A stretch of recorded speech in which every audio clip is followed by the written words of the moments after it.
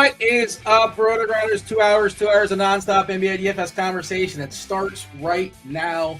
You know, it's a big boy slate. It's a 9-gamer, every game counting on both DraftKings and FanDuel. A lot of games early, too. 6 of the 9 games between that 7 o'clock and 7:30 tip-off time. Myself, Tim Buell, Tasteful Tides. It's been a while. Look, we haven't talked a lot on air. It's the house that DFS built. Is that what we're in right now, Tim? Is this the house that DFS built? It actually kind of is. That's about half true, actually, Dean. Thank you for saying that. Yeah. How are things? I know obviously we're still settling in. You're still keeping up with the grind. We're RotoGrinders, and nobody grinds like you, like a sneaky grinder. I shouldn't say sneaky. People should know. You've like missed, I don't know, like 2 or 3 days in the last like 7 or 8 years. You do not take days off. And did you take any days off while you were officially moving? Well, it was during NBA, NHL All-Star break. So that's right. Yeah. Right. Yeah. Yeah. I think I've probably not played DFS maybe like 4 days in the last, I don't know, 7 years. It's amazing. It's pretty impressive. Yeah. And was it a planned thing or just like you don't remember the specific scenarios, but like I don't remember the specific scenarios, but I mean, I always have something going on, like whether it be NASCAR, PGA, something's always going on the weekends. Like when football's not going on, I'll be playing NASCAR and golf.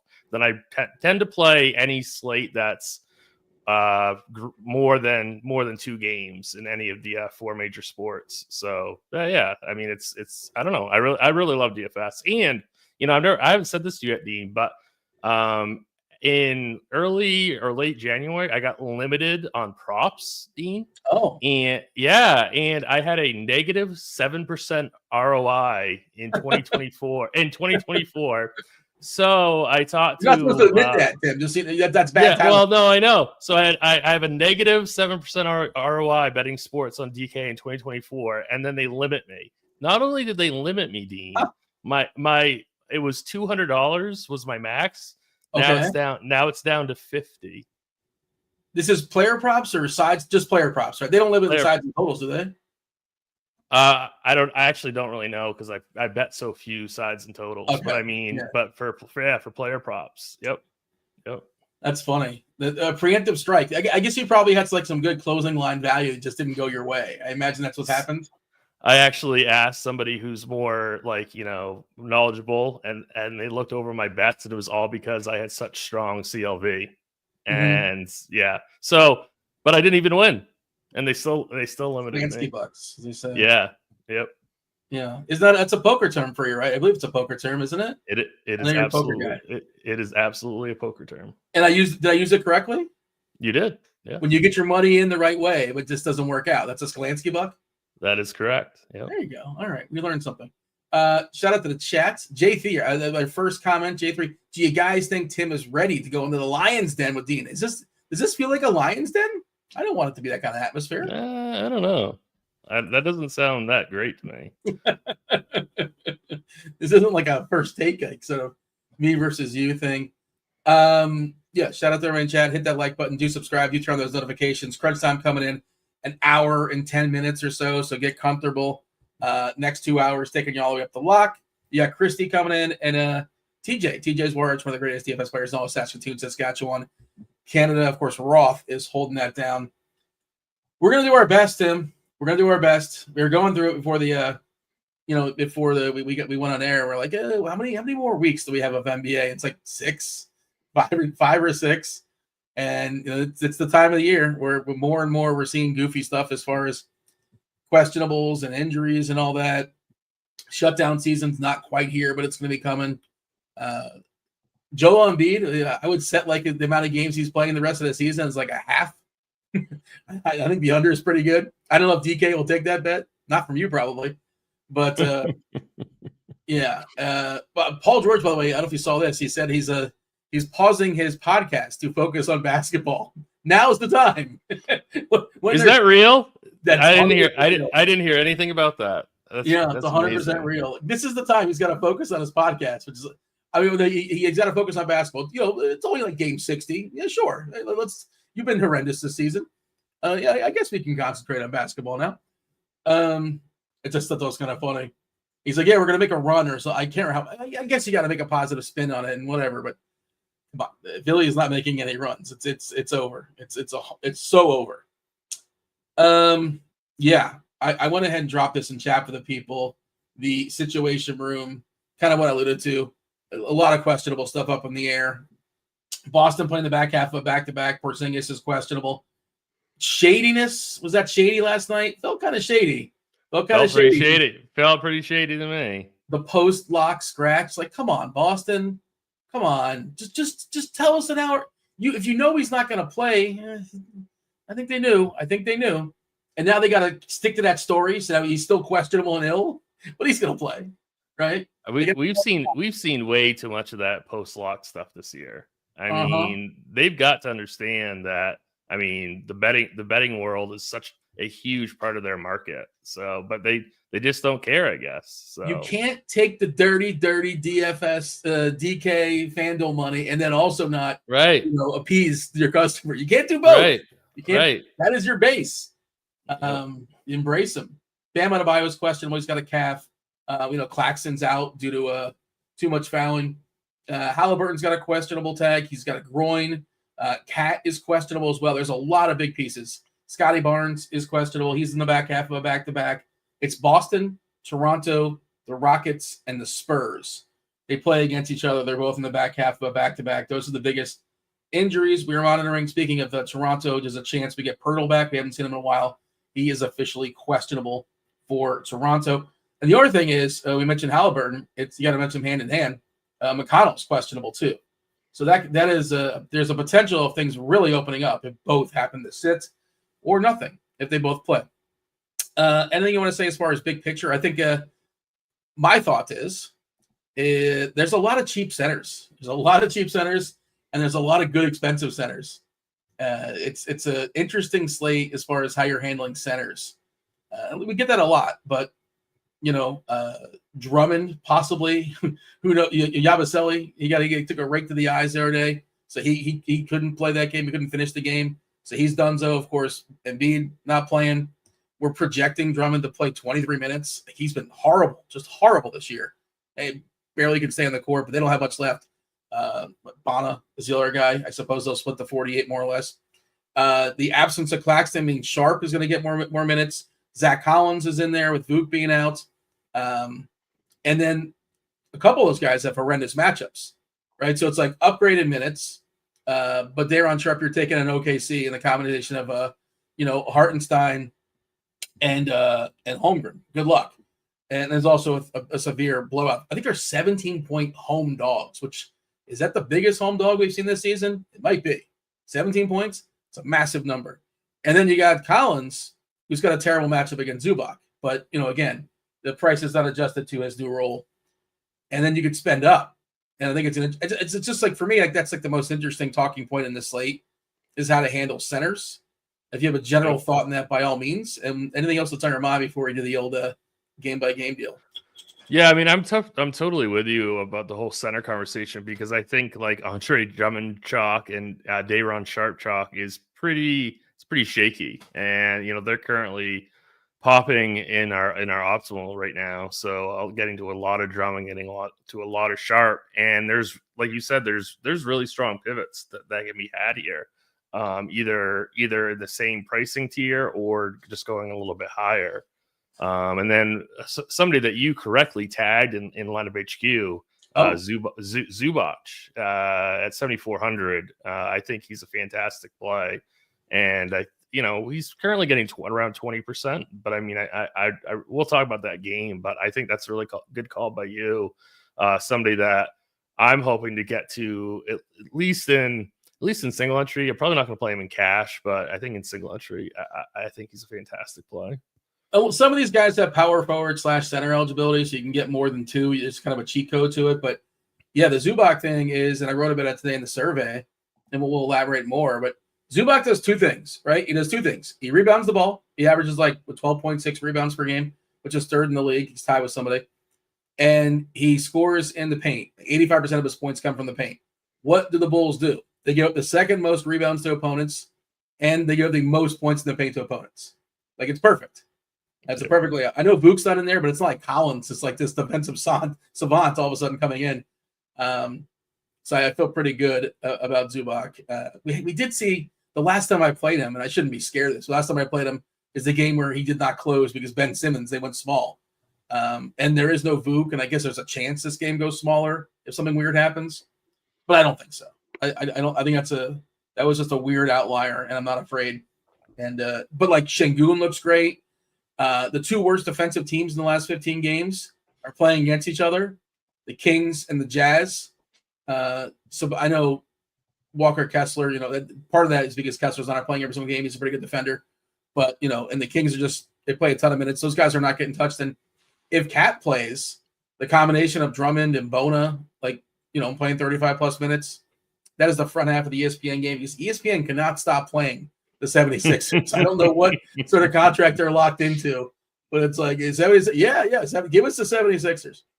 TNT had Luka last night, Luka and LeBron, fabulous game, great stuff, and that's the front half of the ESPN doubleheader. The back half, I believe, is San Antonio and Houston. We got anything else as far as were you into the Luka stuff? And I know you you don't always watch a ton of basketball. Did you catch any of the Luka stuff last night? So honestly, Dean, I've been so exhausted with moving, and my wife just had knee surgery. And I go to bed pretty early anyway, so I didn't watch a second of it. But I would have wanted to if I could have. So, yeah, that was a really good storyline. I played him in DFS, obviously, but he was super chalky, so that didn't really matter.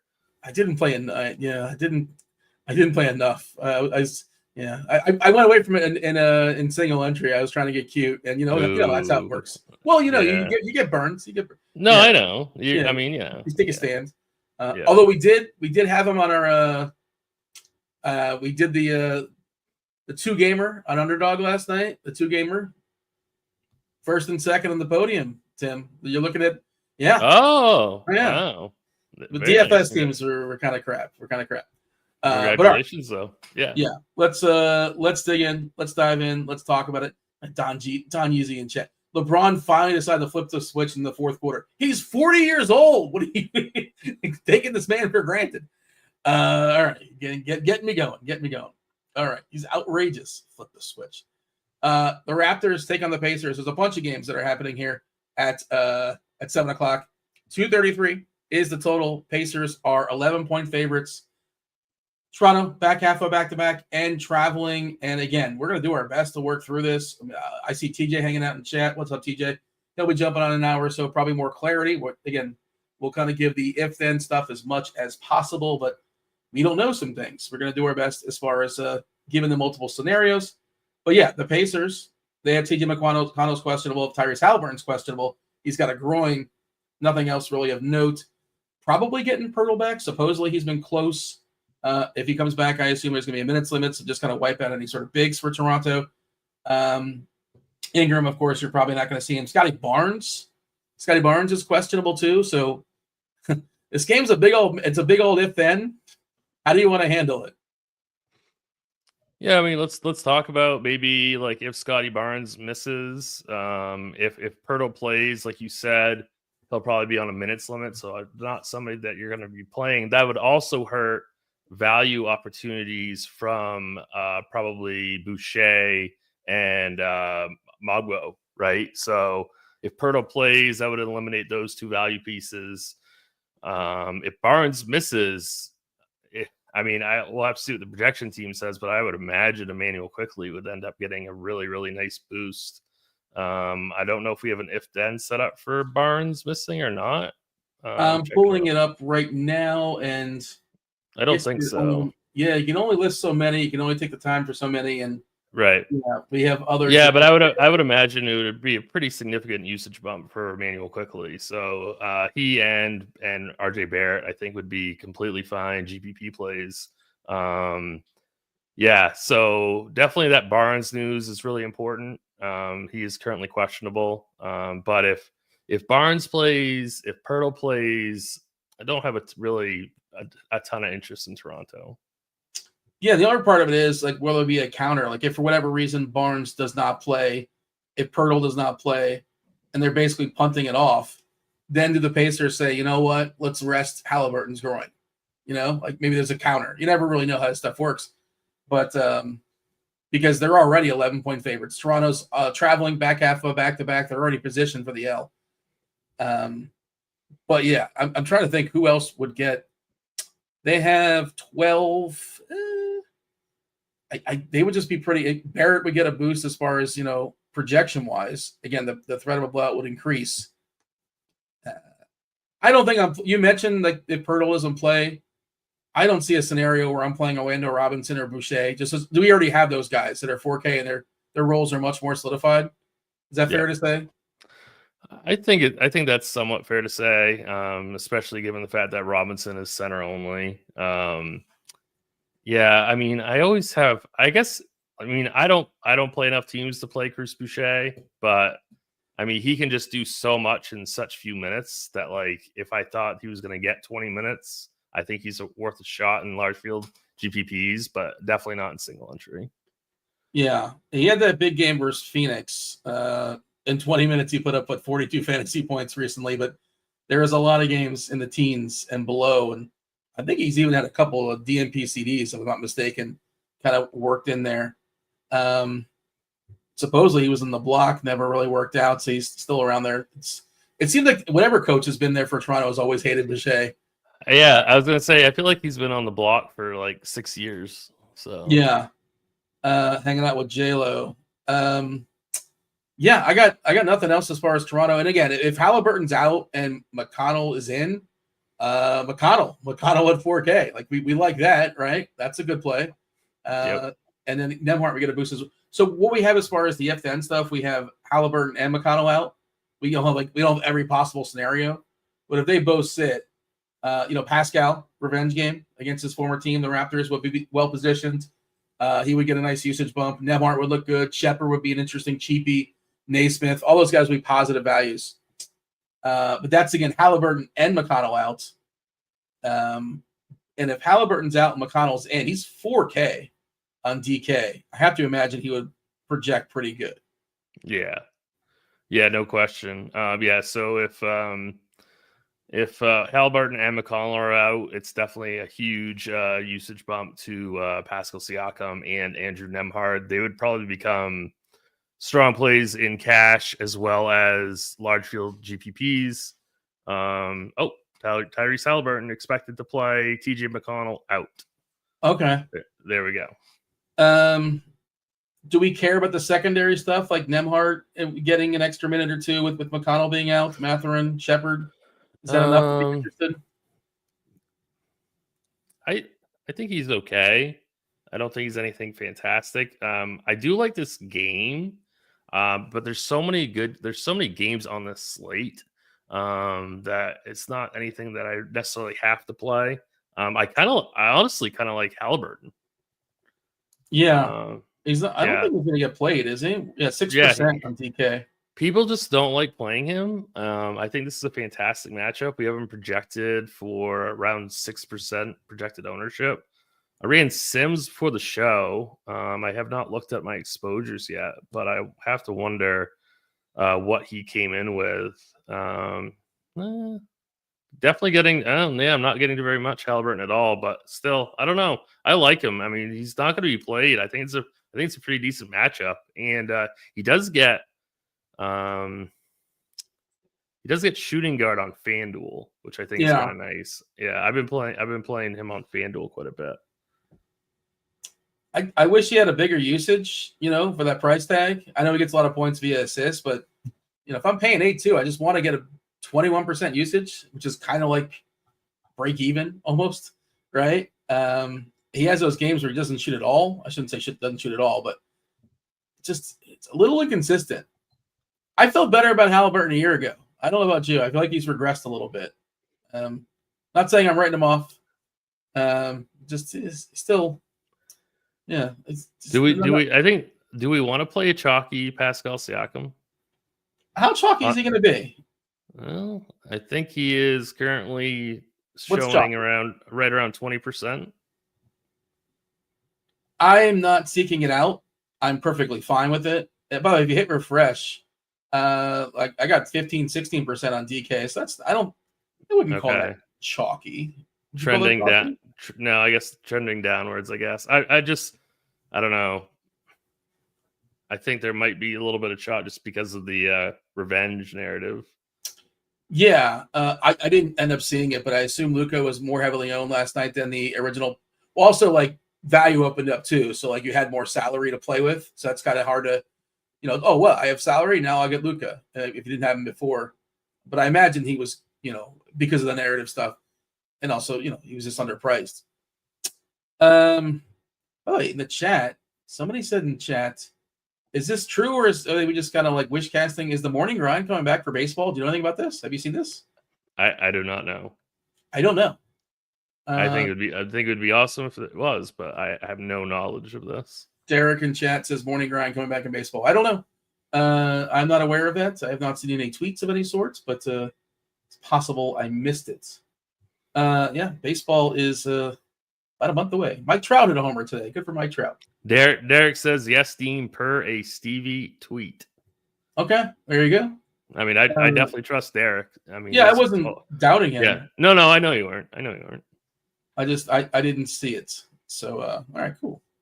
Let's move on from Toronto and Indiana. The Blazers in Washington taking on we got the Wiz versus the Blazers. 233.5 is a total.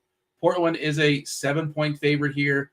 Speaking of revenge, is this first blood? Is this first blood for Denny Avdia? I'm not sure if he played him last year.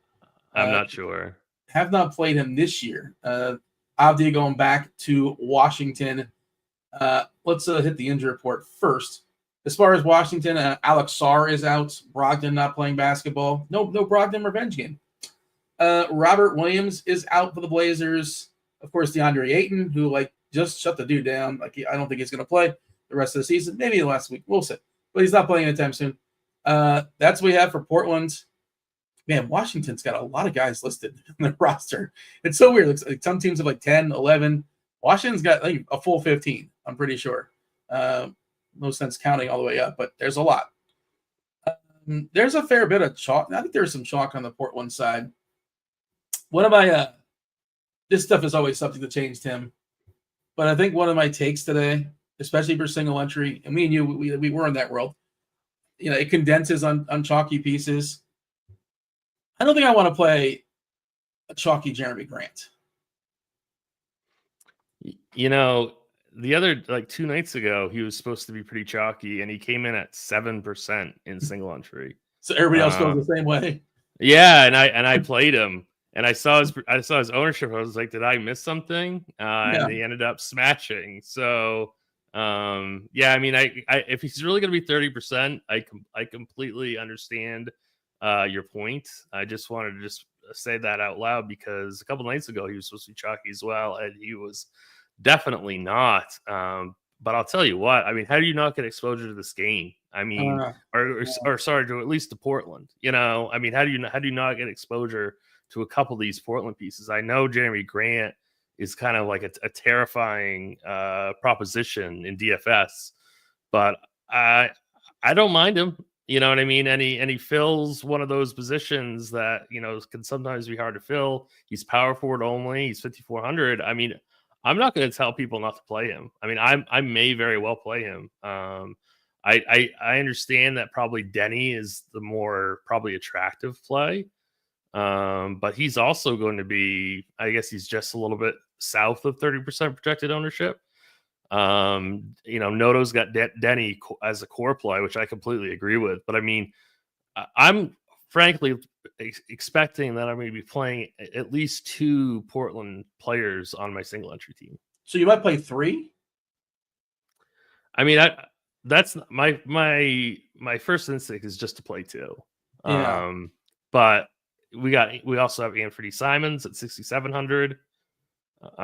We've got Klingon. But he's a center is the issue with him. I know. Like, he's kind of like the wild card, though, because he's projecting pretty decently, and he's going to get squeezed in terms of ownership because we have all these cheapy centers. So, I mean, I really, in large field at least, I think Klingon is a really strong play.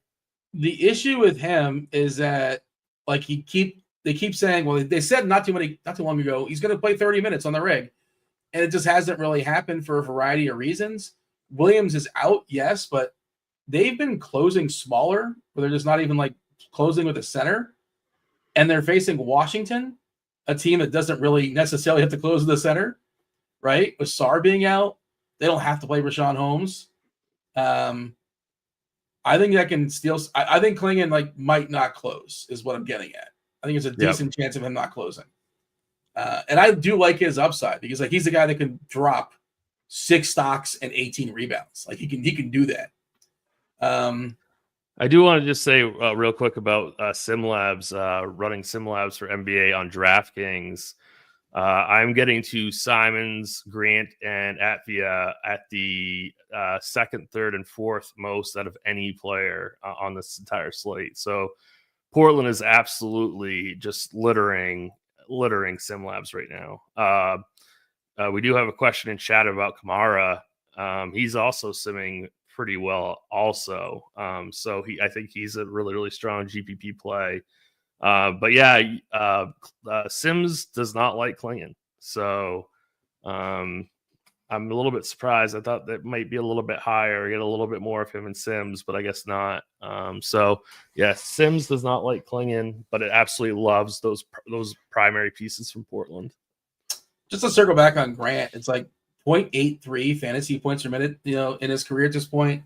Like it feels like that's a career low, or like we haven't seen that low in a while.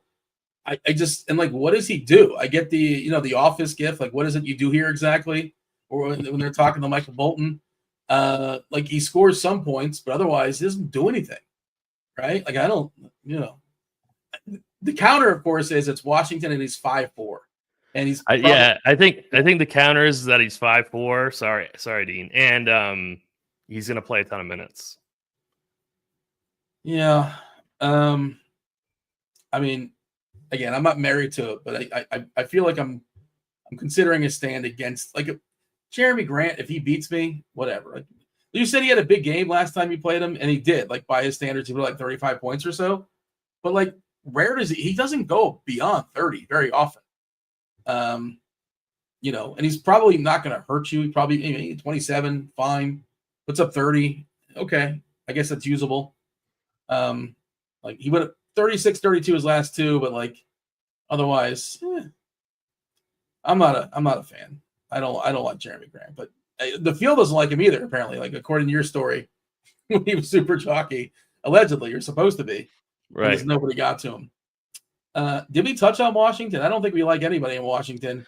We didn't touch on them. I was going to say Rashawn Holmes. I think you have to consider. I think he has a pretty decent price on FanDuel as well. I have to pull that up real quick. Yeah, he's 5.2 on FanDuel. I think he's worth shots in GPPs.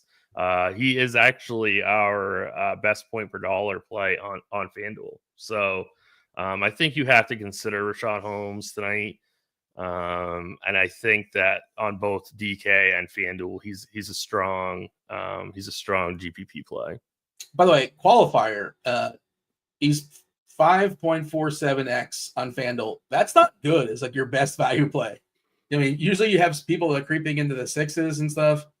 Sometimes like an extreme value in the 7s. That's not great. I don't like Rashawn Holmes if he's going to be 25% owned on FanDuel. Center and center only. That's my one center. Yeah, that's not for me. Are you playing on FanDuel tonight? I am. Yeah. I always play both sites when I'm on shows. But really, though, I mean, it's a little bit different of a setup on FanDuel, just the way pricing is. Because Collins is power forward only on FanDuel. I don't know. I don't mind Holmes on FanDuel, I guess. Donnie wants to know if you're going to play 3 Portland, you need Holmes as a run back. No. DK. No. I don't think you do. I don't like to speak in definitives, but I think I would be shocked if I end up with 3 Portlands. I just can't say it. I'm not doing that. I might stop it at 2 or 1. I like Avdia. I like Simons. I don't know if I'm playing them both, and I don't want to play Grant. And we'll get to the players I like more and the games I like more. But what about rules surrounding Portland, Dean? Like, is this a min one spot, Portland? It's funny to say that because I think it is. I think it's a min one spot. Yeah, I don't hate that. It might be like min one, max one for me though. Like I don't know. I'm just not gonna have a Washington run back. That's not gonna happen. Yeah, I don't think you need one. And we'll see how this slate opens up. But I really like the Clippers more than the field. I think I'm gonna play at least one Clipper in every team. I like the Kings more than the field. I believe. There's those other teams that the Rockets. Scotty Barnes is out. Yeah. Now we got to circle back and think about who else is gonna. It's gonna be like Agbaji. Jakob Poeltl will play limited minutes. Yeah, so forget the bigs. Cross them all out. Yeah, cross off all the bigs. Unless I don't know, would they play Poeltl? No, I'm just trying to think if they would play like Boucher and Poeltl together. I don't know how often that happens. Because Barnes would play the 4. Yeah, and again, it extends the chances of a blowout. But like you mentioned before, quickly his rates will look better. They would project better. But there's also back half of a back-to-back, and the chances of this game getting ugly extend.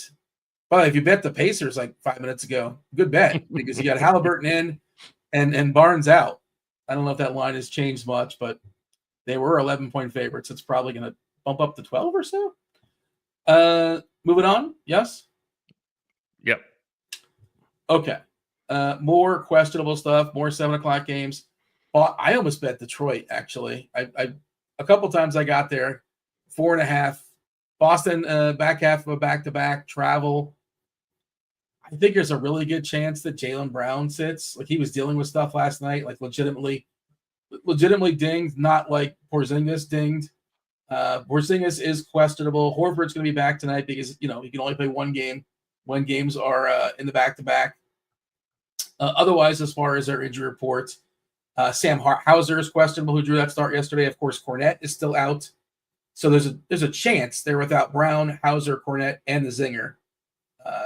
And then Detroit is just, they haven't changed. Oh, Fontecchio's got that finger, but, doesn't really affect things too much. Cade's been awesome. I think Detroit gets up for this game. If you want to, I know there's no sort of like way to quantify that, but they are, Cade's the most improved player in the league, according to how they bet on that. He's like the heavy favorite. Detroit might be the most improved team in the league.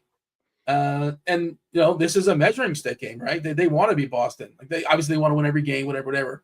But out of the 82 home game versus Boston, the defending champs, they're going to be into this game. And Boston might just say, whatever, we don't care. We're just going to cruise the rest of the way. They'll take the L. It's not a big deal. But I was thinking about that. Detroit to plus 150, plus 160, I think it was.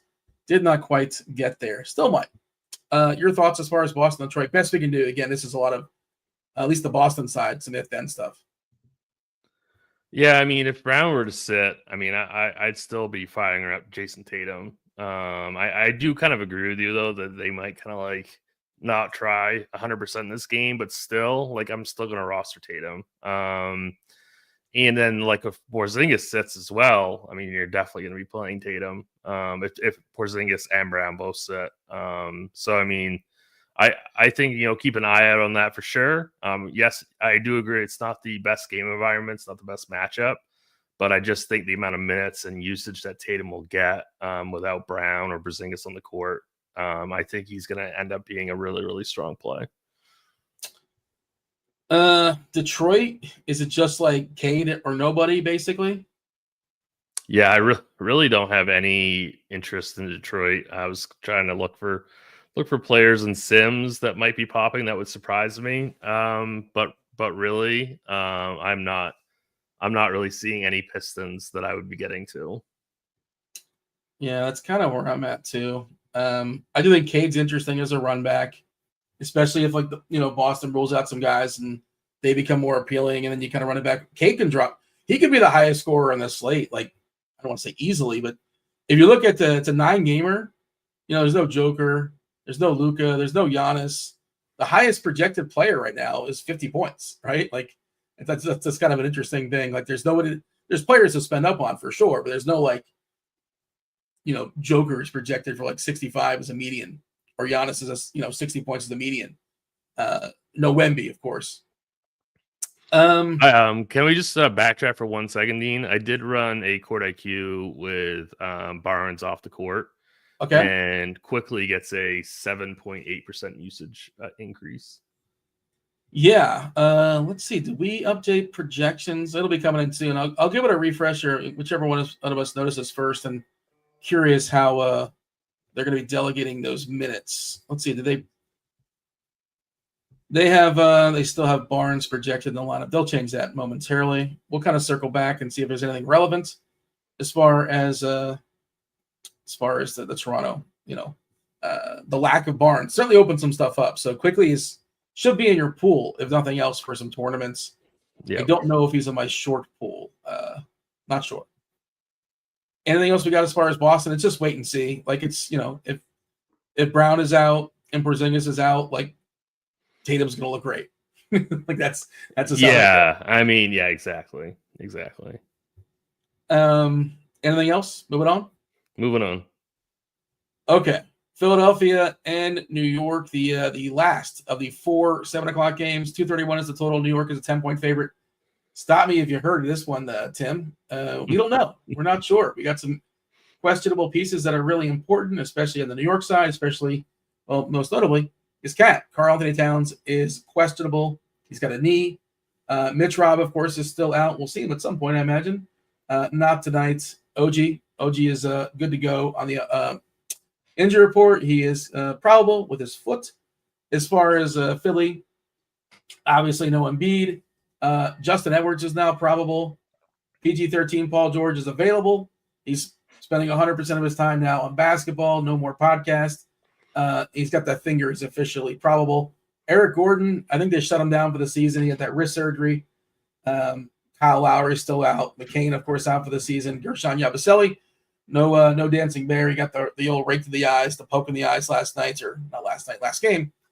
And he put up a 2-point score on a night where he was pretty popular. It was a big old snowflake in my lineup for sure. Philly and New York. And then Andre Drummond chalk night. Is he though? Like how could they all be chalk? Because we're going to talk about Collins and we're going to talk about Sharp. Is Drummond the one that's going to rise? And do you want that? Because I don't think I want that if that's the case. I mean, he's going to be up there. He might not be the chalkiest of those three, but I mean, between Sharp's getting 26, Collins 25, Drummond 19. I mean, he's right there with them. Rashawn Holmes 16. It's a little bit.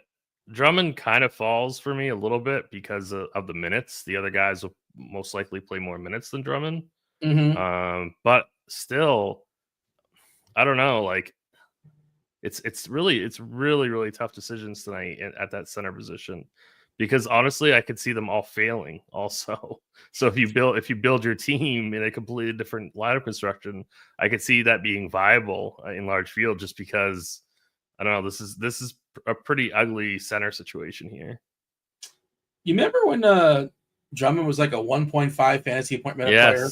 Yes. You remember when he was coming off the bench and playing like 20 minutes and he was still like worth. This is like the start of his career. This is like when you're really old. You know how old Drummond is, by the way? You want to venture a guess on that? I don't know. I don't know. He's like the world's oldest 31-year-old. I was gonna say 33. That was He I believe he came straight from high school. I'm fairly certain he did not play college. But yeah, on the season, 1.07 fantasy points per minute. Wait, that's FanDuel. That's possibly worse on DK, just the way the scoring slate. Is he lower than that? That's terrible if that's the case, but he's just been horrendous this year. 1.07 on DK as well. And the minutes just haven't been there. And like the eye test, I understand, like, there's a lack of Embiid, there's a lack of Yabusele, and like in years past, it's like, oh wow, this is Lock City. he's just going to play 30 minutes and that's that. They still have another live body behind him, Bona's behind him. Do we have him playing 48 combined? Let's see what our projection is. I just hit the wrong button. You happen to have us in front of you by chance? The minutes delegation? We're giving 20 to Bona, 22 to Drummond. Yeah. I mean, the Drummond thing is just like it just might be over for him again. He looks slow, if you just sort of watch him now. Yeah, I mean, back in the day, he would have been 85% owned in all the mid-dollar single entries. Now it's going to be tricky to see who gets the most steam out of those 4 cheapy centers. Did he go to UConn? Did he only play 1 year college ball? Maybe he did play some college. Exposes Carolina guy would know. I trust him over you, Dean. Oh yeah, no. I that's what I saw it pop up in chat. I'm like, okay, my bad. I didn't think he played college ball, but he was in the league when he was 19. So if he did play college ball, he played it for 1 season. Yeah, this is his 13th year. Blocks, by the way. Well, I should look at his per 36. I guess that's a fair way of looking at it. But I feel like his blocks are way down as well. Yeah. So rookie season, 2.8 blocks per 36. Career-wise, blocks per 36, 1.7. Last year, 1.3. This year, 0.8. It's just the athleticism is just gone. 0.8 blocks per 36. Remember he used to block shots? Doesn't do that anymore. Doesn't do that anymore. It's very much over for him. But you said the other options are bad too, and I think they are, but I just think they're better. Yeah, I agree.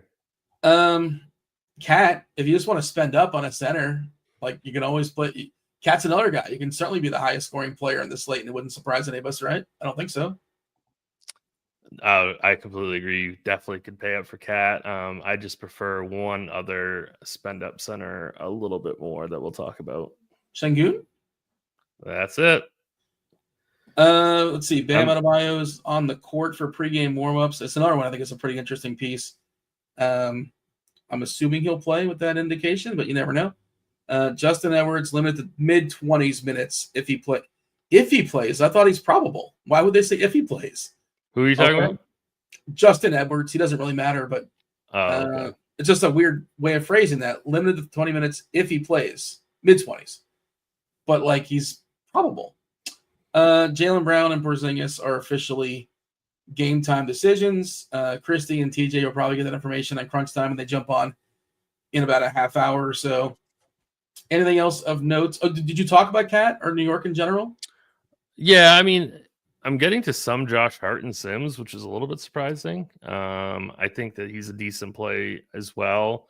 I never mind Jalen Brunson either. I don't think he's going to be overly chalky, but I mean, Cat, who's going to be 4-5% owned, if that. Possibly less. I think, yeah, I think that's fine.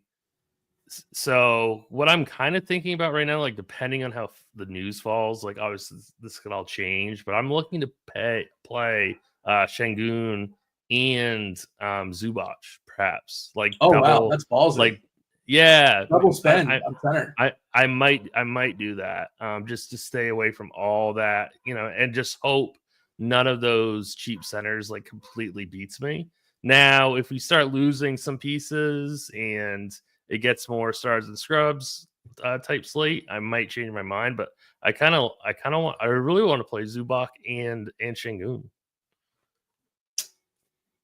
Collins is center and center only, right? Yeah, and Sharp as well on DK. Yeah, a little bit different on FanDuel, but yeah, I like the approach. I don't know if I have the sack to do that, but that's because I'm going to play Aaron Nesmith, who's projecting amazing. Maybe find another cheapy guard. Maybe get to 1 or 2 of these pieces from Portland. I think you can make it work pretty easily. Let's circle back on that. Actually, I was just checking to see Naismith projected for 30 minutes. Oh, he's 3.8 on DK. Yeah. McConnell. Yeah, he's got about 25-point projection at 3.8. That's a really strong projection. He's also got some versatility with both shooting guard and small forward. How cheap is he on FanDuel? Is he also 3.8's a really good price. 4.7 on FanDuel, not nearly the lock and load on FanDuel, but 3.8's a really good price. I would imagine you're running stuff. He's probably hitting cash game lineups, if nothing else. Yes. Who's that? Yeah, definitely. Yes. Okay. Let's move on. Atlanta, my Heat, 230.5 is the total. They're running the game back they played that nobody ever wants to speak of again. Last time they played, it was a completely dreadful basketball game. It is high and tight. Miami is a 2-point favorite here. We have TJ in chat says 4.7 on DK. Is TJ misinformed? No. He's talking about Watford, Dean. Oh, you know what? This is why I don't pay attention to the chat, or TJ specifically. It just thwarts me. It just throws me off. I can't multitask. All right, my Heat taking on Atlanta. Bam Adebayo questionable, although it looks like he's more likely probable with that calf contusion. Khalil Ware's got an ankle, but he's probable. Wiggins, he's got a jaw, but he's probable as well. They did lose Jovic for the season. Well, I shouldn't say for the season, basically the season. I think it's a wrist, right? He broke his hand. That's what it is. He's probably done for essentially the year. For our purposes, well, he's definitely done tonight. As far as Atlanta, Trae Young, probable. He's always in the injury report. Almost always plays through it. He has that Achilles they've been, noting essentially the entire season. Nothing else new. Nance out, Krejci out, Jalen Johnson out. How do we feel about Atlanta and Miami? This is the game where the Great Barrier Thief, Dyson Daniels, had 7 steals versus the Heat last game. Good for him. Hard to predict that, although he's the leader in the league in steals by, I think, a good margin. How do we feel about the Hawks and Miami? Yeah, I mean, Dyson Daniels is playing huge minutes, 6,700. I don't love this matchup, but it's a pretty nice total and it's a close spread. So if you wanted to get pieces of this game, I certainly wouldn't blame anybody. It doesn't look like I currently am going to be doing that, but like Trae Young at 9,400, he's currently, I believe, our highest projected player for raw points at 9,400. So I mean that sounds pretty darn good to me. It's definitely it's an interesting game because I don't know, like it just doesn't seem great, but Vegas odds makers kind of disagree with that, right? Like it's a great total. Trae Young is currently popping in optimals right now at 9,400. So I mean, I wouldn't mind getting to Trae Young. I wouldn't mind getting to Dyson Daniels. Probably, I mean, Tyler Hero burned a bunch of people the other night in this exact same matchup. I assume that a lot of people are not going to go back to that. But he is currently projecting for around 25% ownership. And there goes Jaylen Brown. Yeah, we knew that was coming. Yeah. What's the rest of it? All we have is Brown right now. Hauser in, Porzingis in. Yeah, the Porzingis thing is they're just playing games. There was never a question. He was never ill. Yeah. Yes, and then Derek. Right, Derek in chat wants to know about Andrew Wiggins. I think he's completely fine if you want to play him. Yeah. I kind of just question if he really has like GPP winning upside. I don't. So I guess what I'm saying is I think he's fine, but I don't think he's great. I know the minutes have been fantastic, but still, I think if I would go to anybody for Miami, it would just to try to go back to Tyler Hero. Wiggins is like better version Jeremy Grant. he's better Jeremy Grant. I don't mind that. He's more expensive. He'll score you some points, a little bit of everything else. He'll play possibly 40 minutes. I mean the minutes on Wiggins is fantastic. Yeah. I just still worry about his ceiling. I'll tell you, if you're looking for, I don't know if we need it, but slow-mo, Kyle Anderson, he's like a SPO guy, that's why they call him slow-mo. Yep. I don't know if I need it or not, but I don't think it's the worst idea if you're looking and you're talking about spending up on centers, so you need salary savers elsewhere. Yep. Kyle Anderson's 3-4. I think he's usable. And I don't want to be the guy that endorses Kyle Anderson ever. Certainly not the year 2025. But if any listeners are playing like both sites tonight, Andrew Wiggins is a better player on FanDuel for what it's worth. Is he less over there? I think he is, right? He's 6'6" FanDuel, 6'7" DK. Yeah, 6'7" on FanDuel. Also going to carry more ownership, but I think he's a far superior points per dollar play. Oh, not to derail things. Do you see the NFL apparently is getting rid of? They're going to like the tennis eye for measuring first downs and distance and all that kind of stuff. They're still going to have to do the old guys with sticks, but they're going to be like a backup if the technology is not working. I don't know if it's been fully approved, but it appears like that's going to be happening. They're going to get, like the tennis eye technology, whatever it's called, the magic eye, the eye in the sky, the eagle eye. What about figured it out? Hey, I heard rumor that they were going to get rid of the tush push also. I think it was one of the teams filed the grievance. It was the Packers. The Packers. Yeah, of course. Just a bunch of losers, Philadelphia game in the system. I don't know if I'm not going to sit here and stand for the tush push, but I get it. I understand why people find it annoying too. But good job. The NFL finally embracing technology. It only took them 50 years. Well, not 50 years, but it took them a while. And the old guys will still be there. They're not losing their jobs. They're just going to be like a backup, I suppose. Did I say you on slow-mo at all or no? Let's ask the chat. That'll be today's chat question. Should the tush push be banned? And I wonder if people are answering out of spite because they don't like Philly, or they just don't like it in general. But there's today's poll question for the people. You got anything else as far as Miami and Atlanta? The anonymous team that requested to ban it was the Chiefs. per my sources. They didn't need the tush push, I don't think. But tough, rough off season for Kansas City. The poll is up.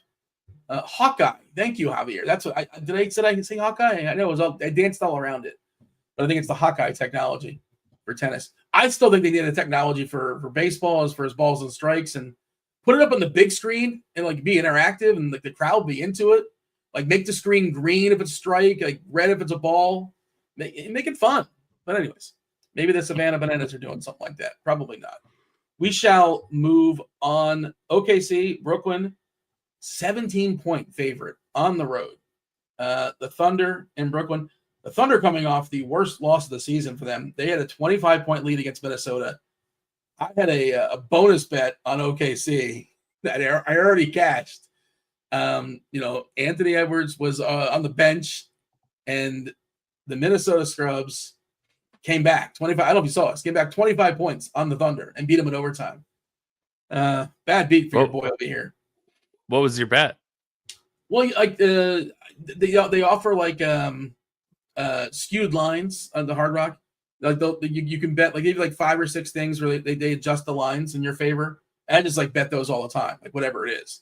So I had a skewed line in OKC to either win. I can't remember what it was, but I thought for sure, that's a winner. And somehow, the Thunder, the best team in basketball, losing by 25. Losing a game, they were up by 25 at some point.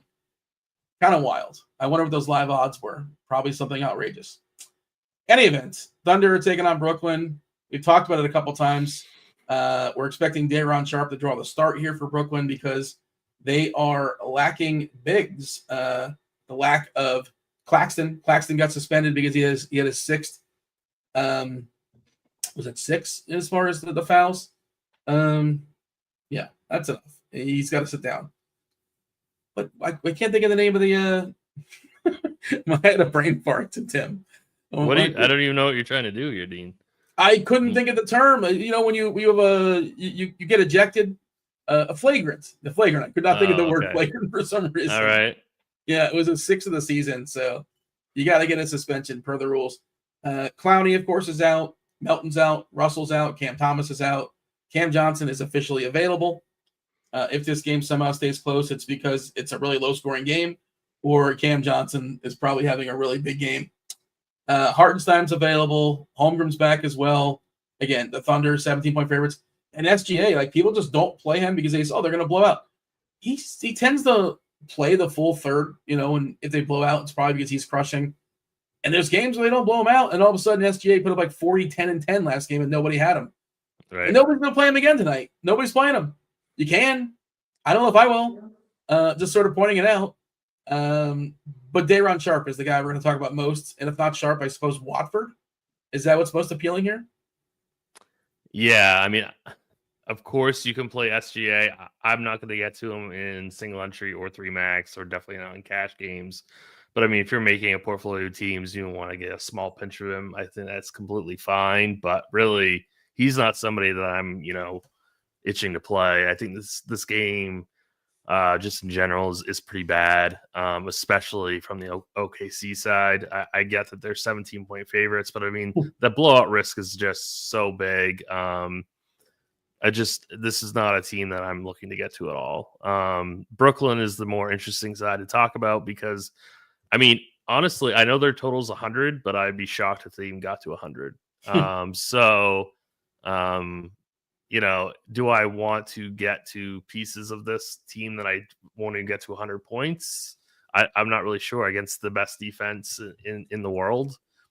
I don't know. I get it that Day'Ron Sharpe is going to be, out there playing, more minutes than he usually does. And I know that he's pretty cheap, and I know that he can pay off that price tag easily, but he's also going to be popular. And I don't really like that much. TJ was talking in the chat about Trendon Watford, and I agree with that take. I like that Trendon Watford is power forward center eligible. But he's only $500 more than Sharpe, and he's going to be half the ownership. So, I mean, I honestly think my favorite Nets play is Trendon Watford. They have 11. They do. Pretty sure Watford, if this game gets fully ugly, still closes. I think so as well. Fantasy points per minute, by the way, and we're chopping at 24-24 as far as the split. Sharpe in the season 1.24. Watford in the season is 0.97. So, of course, Sharpe, better fantasy point minute player. Watford gives you power forward eligibility, though, which is useful. I was wondering, have they played any minutes together this season? I'm checking that out on the old Court IQ. And as I do that, what do you think of Tosan at still minimum 3K? He's just not been activated. He's been in the G League, but I would imagine he would play a full blowout. I'm trying to pull his stuff up as well on the fly. He was getting run in the G League, I would imagine. Is he somebody that's worth a flyer? I think he's worth a flyer at 3K. I think he's definitely worth a fly if you're making, like, I don't know, in like a 20 max setting, maybe to get to like 1, maybe 2 of him. He does sim kind of decently. Does he?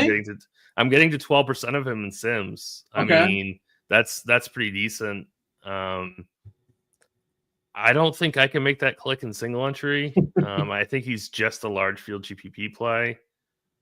But, getting to a decent amount of Watford too, but I am getting to more Sharpe, which makes sense because Sharpe is projected better. But yeah, I mean, this team is pretty. This Brooklyn team is pretty tough to figure out tonight. Exactly what is the right play in such an ugly matchup. So I just want to point out, 24 minutes were given to. Oh wait, Steve, you got something? I just wanted to point out the poll's only been up for 6 minutes and has more votes than likes on our entire show, and we have over 250 people watching with 46 likes. Time to beg and grovel. I missed the wheel on Wednesday. Well, you wonder why the wheel went away. Yeah, Steve had enough. He said that's it. That was so much better than Movie Monday and Television Tuesday. And is it that Thespian Thursday? Is that what it is? Or it depends. It's a fluid situation. I just wanted to point this out that Brooklyn's got 11, but they have a lot of wings. They don't have a lot of size, right? They're without a lot of their size. Sharpe and Watford have played 127 minutes together this season. We're projecting 24 and 24. And they're taking on a Thunder team that's got Holmgren and Hartenstein, like some legit bigs. Yep. I think there's a little bit more upside in those minutes potentially. Just a chance. I know those are median numbers. And again, you look at their bench. Martin's a wing. Beekman's a point. Tosan's a wing. Lewis is a wing. They don't have a lot of height. Just interesting. And just a kind of interesting thing. And if they feel like they have to match size, maybe Sharp and Watford play together a little bit.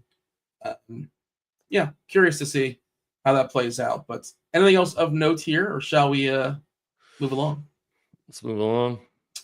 Clippers, Bulls, 228 is the total. The Clippers are 10-point favorites here in Chicago. We love to target Chicago. As far as the Clippers, who's in, who's out, well, Powell's still out. It's a small sample, but when Powell's out, I wrote about this today as far as Kawhi. I think it's close to 40%. The sample isn't huge, but and Leonard's back, by the way. Leonard's off the injury report. Otherwise, for the Bulls, we should mention Zach Collins officially probable with a shin. Dosunmu is questionable. He's got a shoulder. My guess is he doesn't play. I don't know. Kevin Huerter, not hurting enough because he's probable with his quad. Jalen Smith, of course, still out with his concussion. And with no Vuk and no Jalen Smith, the path is clear for Zach Collins to play a fair bit of minutes. And also Patrick Williams is out. The quiet Leonard note is 107 minutes. So it's not a massive sample size, but it's what we have. Without Powell, 41.13% usage, which is like elite. 3 elites. Yeah. And his minutes have been pretty good, like for Kawhi. They're mostly full, like 30, 31, 32 against Chicago. So I feel pretty good about him. You mentioned Trae Young, and depending on how many Clippers I have, I suspect I'm going to play like, don't hold me to it, but like one of Kawhi, Zubac, and Jim Harden in every lineup. I like Jim Harden in the vacuum better than Trae Young. I don't know if that's a hot take or not, but that's what I like. It's probably not a hot take. I think that's a fairly hot take. Okay. Yeah. Give me Harden. But I agree with you.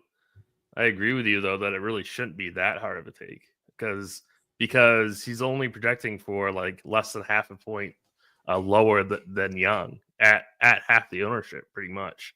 Harden's going to be around 10%. I guess Young's going to be around 18. But yeah, Harden's definitely going to be lower owned than Trae. I'm pretty sure anyway. So yeah, I love Kawhi tonight. I love Zubac tonight. I agree with you. I do like this game in general. I think there's a couple pieces that you can run back against the Clippers with too from Chicago. So I guess Zubac would be my favorite, followed by Kawhi, and then I do like that James Harden call as a pivot away from Trae Young. I think this is a fantastic matchup for the Clippers. So I really do like getting to them, and I think you can play them really in any format. We are projecting the Sumo in currently. They generally lean in. They don't make bold calls unless there's somebody's doubtful or somebody's really strong take. That's 28 minutes that would get dispersed. I don't think we have an if-then set up for it. I imagine Huerter will get a few more. Lonzo Ball is projecting pretty well right now. I don't know how many more minutes he can get from 28, but he looks pretty good at 28. We're giving Collins 28. I think he could play more as well. Like maybe he matches Zubac. Wouldn't shock me. And Zubac plays typically 32, 33, something like that. And Giddey's been great. Who do you like more, Collins or Sharp? Collins. I think Collins' role is a little bit more secure. I think if that game blows out, Sharp is more likely he's not going to go. He's not going to close. I think Collins has a better chance of playing more minutes. I know Sharp's a better fantasy point guard player, but I prefer Collins. And just want to double check this. I'm fairly certain this is true. Oh no, it's not. I thought there was a game where he closed even when it was super, super ugly. But that wasn't last game. He did play 28 minutes in a game that was a blowout, and he was in foul trouble. So, yeah, I prefer Collins amongst the two. And I think it also does change on site. Well, Collins is power forward on FanDuel. Yeah, that does change things. Yeah. Michael says you can't play Giddey on FanDuel at 8-3. That's a big price for Giddey, but especially if they lose IU, like I think there's still a possibility you can play him. He can get a triple double. I don't really love the matchup. We got the Chris Dunn revenge game as well in layaway. A lot of revenge out there tonight. Yeah. How much does it change things for you? You said you like runbacks on Chicago. I guess it's It's when you Ball. consider salary, it's Ball and Collins. Ball and Collins, yeah. I don't mind. I think Giddey is too expensive on FanDuel, but I think he's still kind of a decent GPP play on DK at 7.7. So especially if we lose Io, so I think he's a decent play in GPP. But really, the runbacks are Ball that you can play at shooting guard as well, and then Collins at center. I'm getting Naismith as my most popular player and stuff I'm running on DK just because he's so cheap. Yeah. Ugh. Naismith, Avdia, Sharp, Simons, and then Quickly is the fifth guy. Yeah. I don't feel good about Quickly being chalk, but like I get it. And certainly if I play Quickly, I feel like I want to play somebody in the Pacers with him. And maybe not necessarily just Naismith, but I'm not sure. Just like if Quickly has a big game, it's probably because the game is close. Somebody in Indiana should get there. I don't know if I'd force that rule, but like if I'm hand building, that's a good tiebreaker, if nothing else. Yep. Let's see, 10 minutes or so until we got TJ coming in shortly with Kevin Roth, taking you guys up to the bell. Anything else as far as Clippers, Bulls that we need to hammer home for the people, or shall we move on? Let's move on. All right. Before we do that, I do want to mention, you see all the tools we're showing off here on the screen. Combo Pro. You can check out this sweet deal for a limited time. You get your first month of Combo Pro for just $79 and change, $15 more than PGA. If you're like PGA, you get that a la carte. It's just $15 more for everything else. Same deal with basketball, just $5 more than that basketball is a la carte. It's football, baseball, basketball, hockey, MMA, PGA, everything with the exception of NASCAR. Should also mention that we still have that splash code, Roto10. Use the promo code for Splash Roto10. When you play $100 in quick picks, you'll get another $50. All right. Let's go ahead and talk about these last two games. Crunch time will be coming in shortly. Sacramento, the Jazz, 236.5 is a total. It's high, not that tight. The Jazz are 9-point dogs here at home. Last 15 games, these are the two worst defensive teams in basketball. I think so. Yeah. Well, Phoenix is tied with Sacramento, but yeah, defensive rating, Utah the worst, Sacramento the second worst. Who's in, who's out for this one? Well, Keon Ellis is available. Utah, no John Collins. Walker Kessler is available. No Sexton, no Shibble, and no Lauri Markkanen. Expecting Collier, Clarkson, Sensabaugh, KJ Martin, and Kessler to draw the start for the Jazz. You're talking like FanDuel and DK specific stuff. Zach LaVine on FanDuel looks awesome at like 7-4. I think he's a cash game play and a tournament play as well. How do you feel about the Kings and the Jazz? I feel like I should have a lot more interest in this game than I do. It's just kind of funny how the Kings are priced, at least on DK. I do agree with you. LaVine on FanDuel is a really tremendous play. But yeah, I mean, getting exposure to this against this Utah side is a really, really good idea. I don't mind Malik Monk at 7.5. I think he probably would be my favorite on DraftKings, followed by DeMar.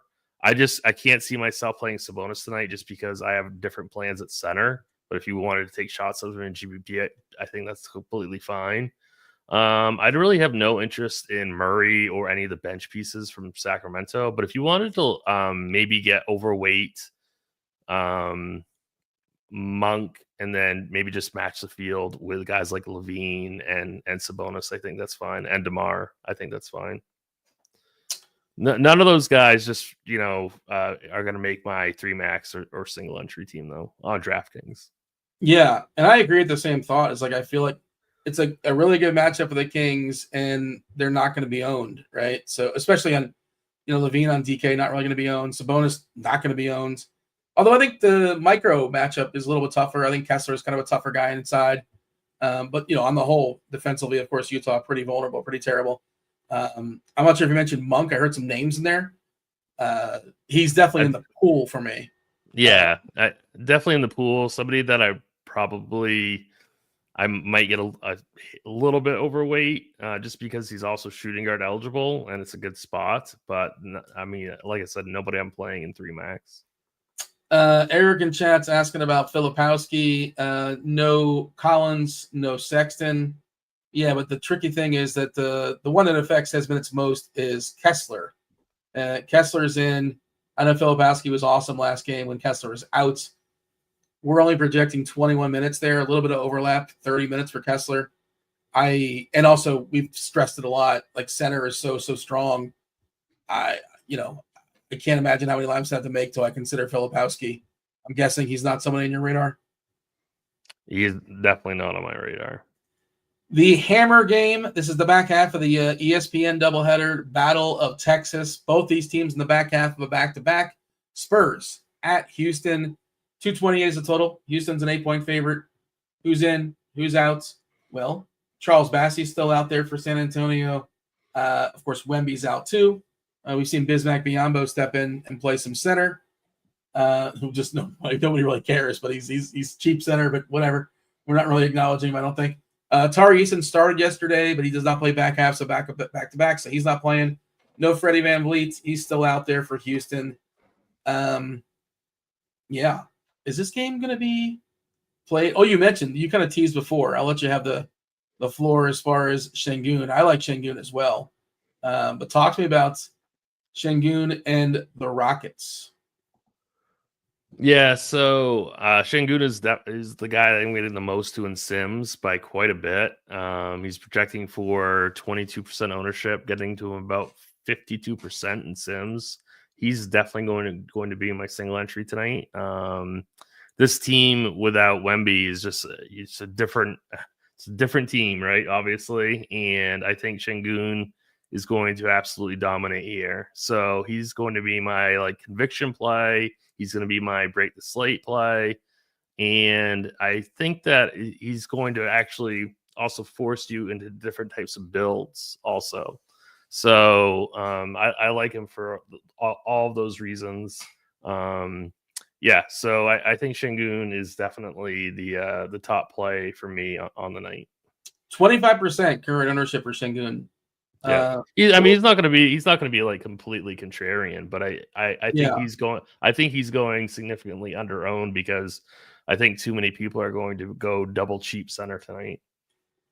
You don't make a ton of lineups. I don't make a ton of lineups, but and you already talked about the idea of spending up at center.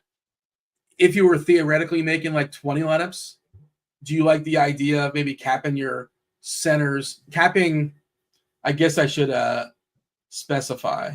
Sharp. I'm capping them at 1. Drummond, Sharp, Collins, maybe cap those guys at 1. So you're saying that to have no double cheap centers? Yeah, is that a bad idea? Is that a bad path? I would try to make it so that it's not a big part of your portfolio. I probably wouldn't make that strict rule, but instead of doing it in 10 spots or 8 spots out of 20, make it 4 out of 20 spots.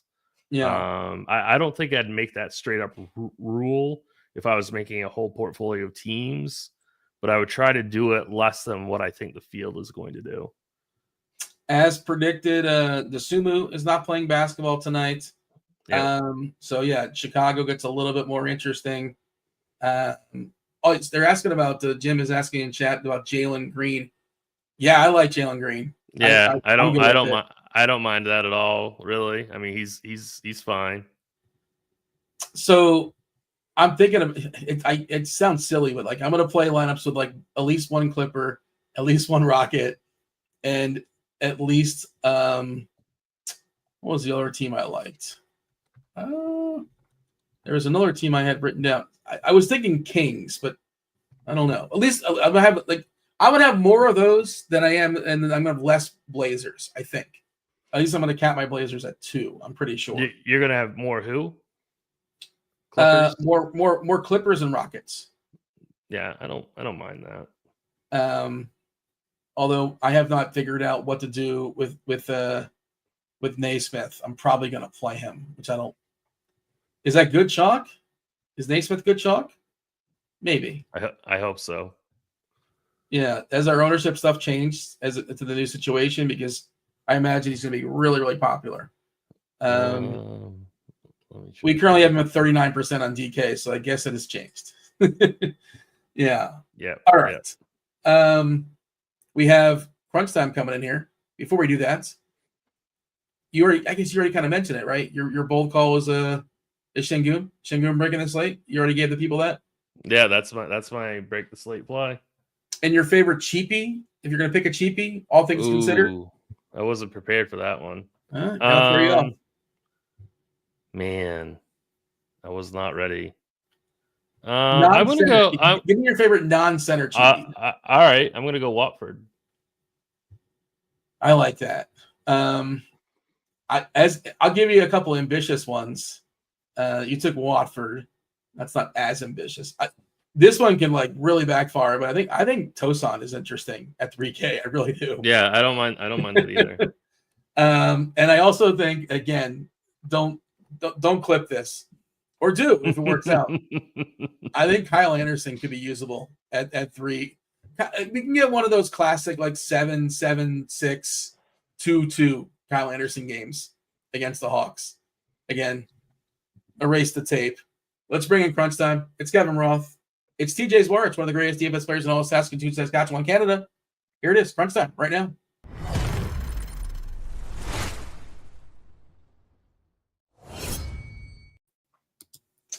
Kevin Roth. That was 7, 7, 6, 2, and 2, right? Burn the tape, Kevin. Burn the tape. Look, you make these takes all day long or every single day. There's some terrible tape out there on me for sure. Yeah. I've made some bad calls, but that's the nature of the industry, man. You're trying to predict the future. It ain't 100%. I thought the future was that there's gonna be somebody to hang out with TJ for crunch time, but I guess that's not the case. It's gonna be me, Dean. Look at you, Tim. Double duty. Shout out to you for stepping up. I'm sure TJ is very appreciative as well. He did not want to. You didn't want to handle all that usage, TJ? I mean, I'd absolutely do it if I had to, but this works out pretty good considering how much of a cash game aficionado Tim is. And so since he's already been on a show talking a lot of tournament stuff, he can handle cash. I can handle tournaments. We'll go old school style and be ready to go. Roth, did you stay up and watch Luka last night or no? I did. Yeah. I felt like it was much. I watched the first half, I think. And it was fun. He was fired up, clearly. He hit a big 3 and was chirping, and he was trying to get every rebound out there. It was fun to watch. Yeah. And if you're just a Luka fan, right? You're a Dallas fan too, but you're both. Yeah, I think that's fair to say. Yeah, but I'm also kind of a Luka hater because he was lazy and he didn't rebound. So I'm very conflicted, but it's fun to see him. Maybe he'll become motivated now. You know when he did, Kevin, in the playoff. Yeah, it's a little different. Yeah, he was out there dropping 40 plus and leading you to the finals. It's hard to complain.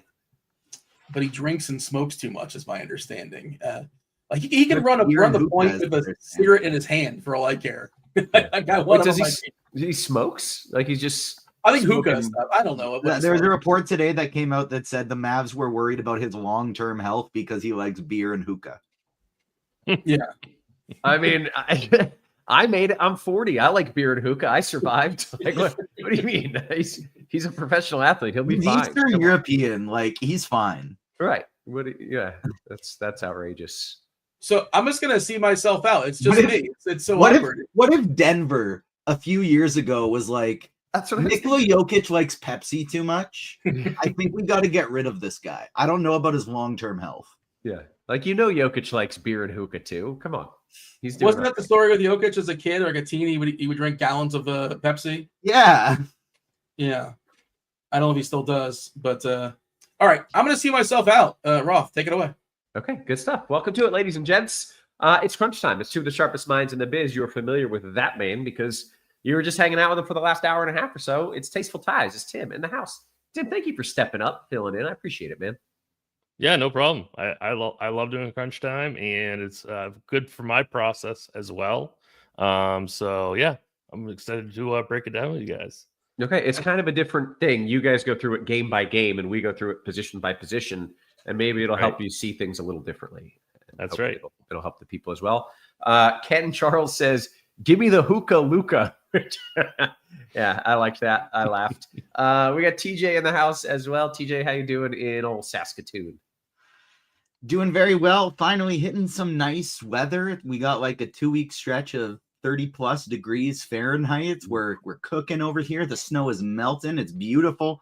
And I'm ready to break down this slate. It's fun. 9 games. We've gotten most of the injury news. We're waiting on unless it came in the last couple seconds, our Karl Anthony Towns game time decision.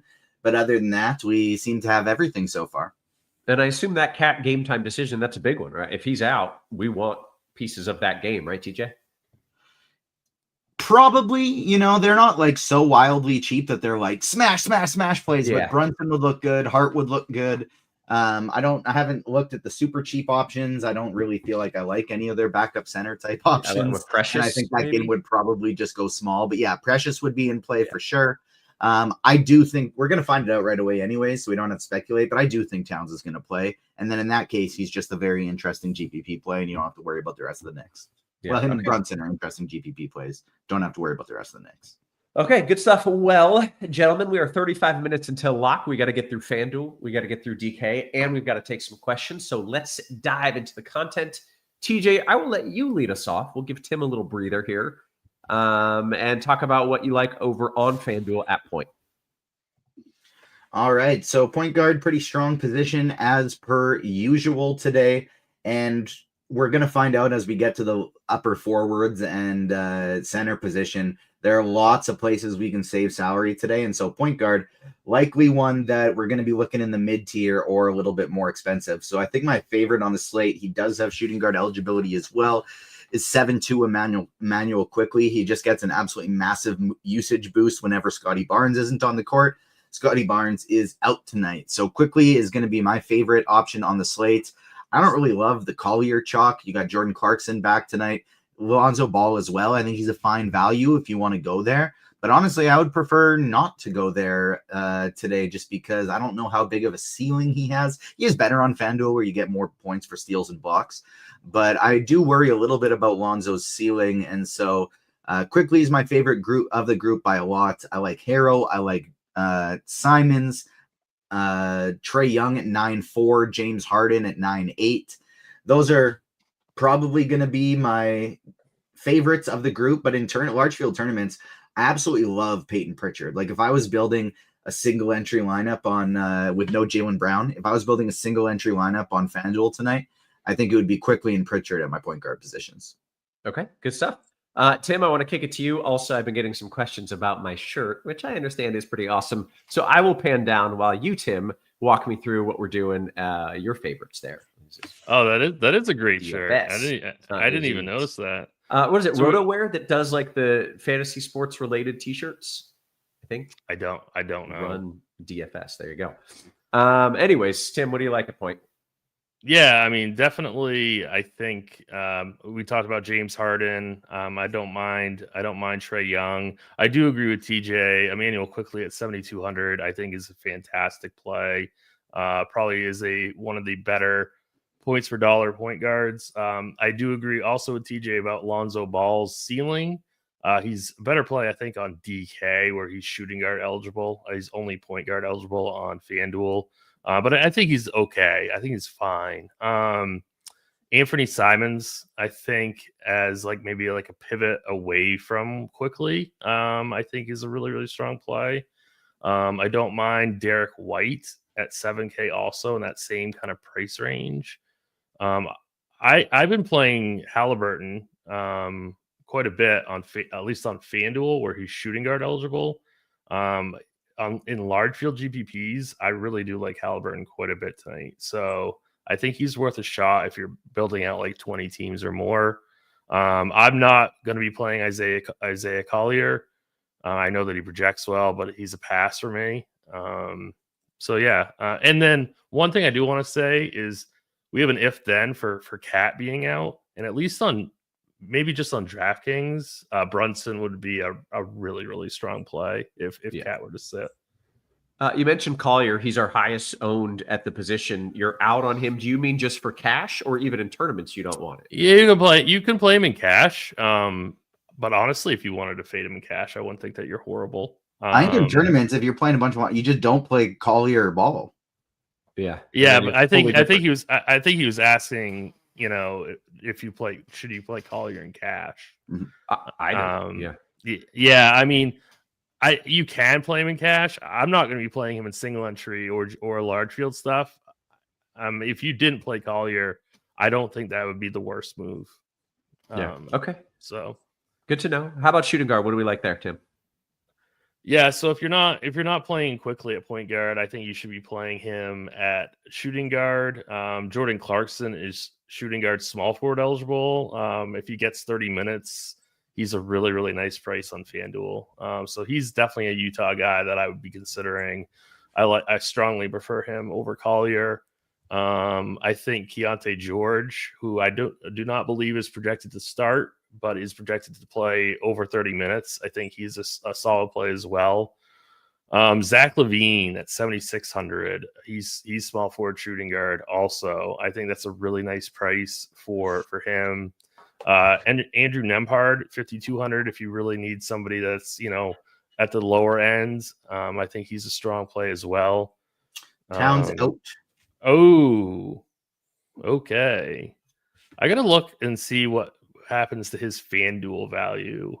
I had all my lineups set for having him in. I made a 3-entry max. I even played cash tonight, Tim. I'm playing DraftKings cash just because I'm running out of TV and movies to watch. And so I'm playing a little bit more volume this week, and it's gone really well. And so I figured I'd roll with some cash. And now I got to readjust everything. I mean, look at that Brunson if then on DK. I mean, it's 8.47. That's a really, really strong. How many fantasy points does he project for then? Almost 52. 52. Okay, I'm going to input this in right now so I don't have to wait for the projections to update. What's Josh Hart? 43.55. And Precious Achua. 30.27. Holy crap.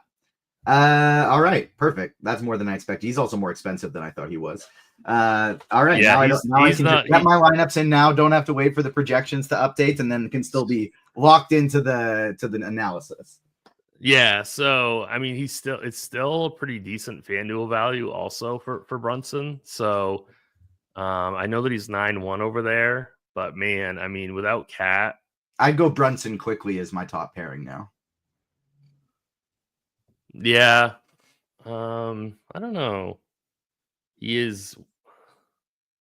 From a cash consideration, and I guess tournaments too, I would prefer Brunson, but for cash, would you rather Trae Young or Jalen Brunson? We talking FanDuel, right? Yeah. I don't know. It's really close. It's so close. Right. I think I might. I don't know. That's so close. I think Brunson. I think I'd go. Yeah, I think I'd go Brunson quickly. Yeah. Okay, good stuff. TJ, I want you to take it over at shooting guard here.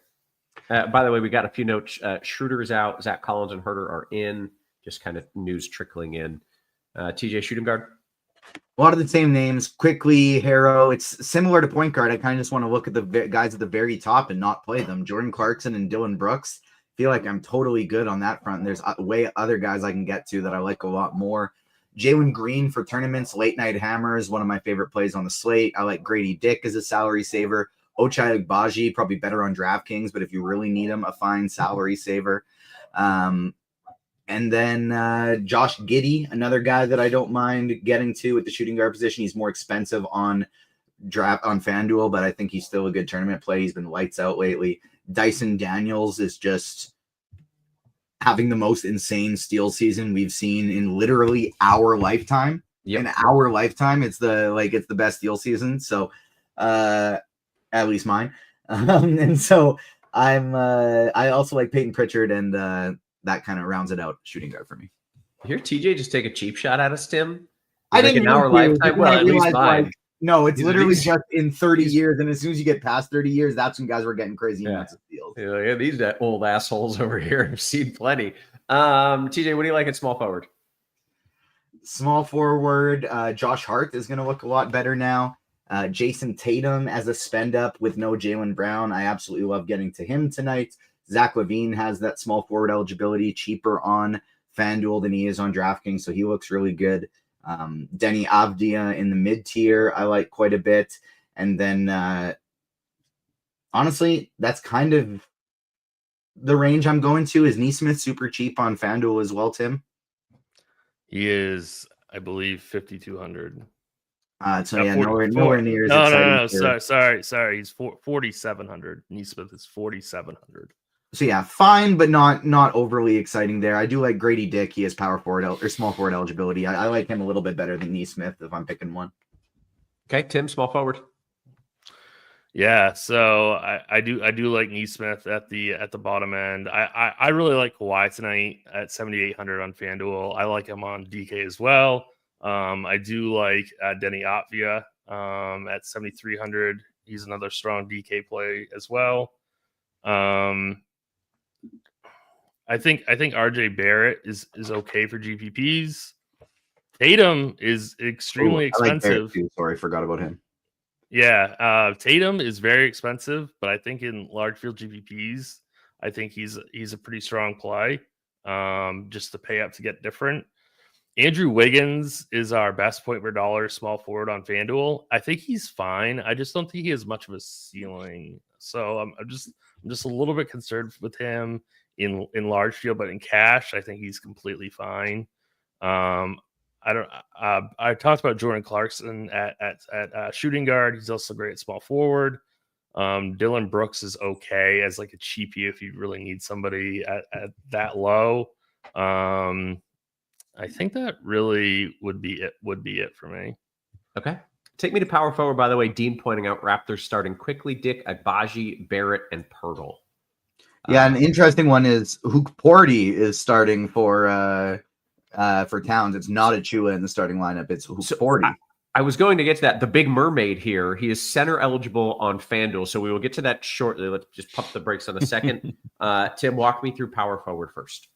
All right, so power forward on FanDuel, really easy. Start off with Zach Collins.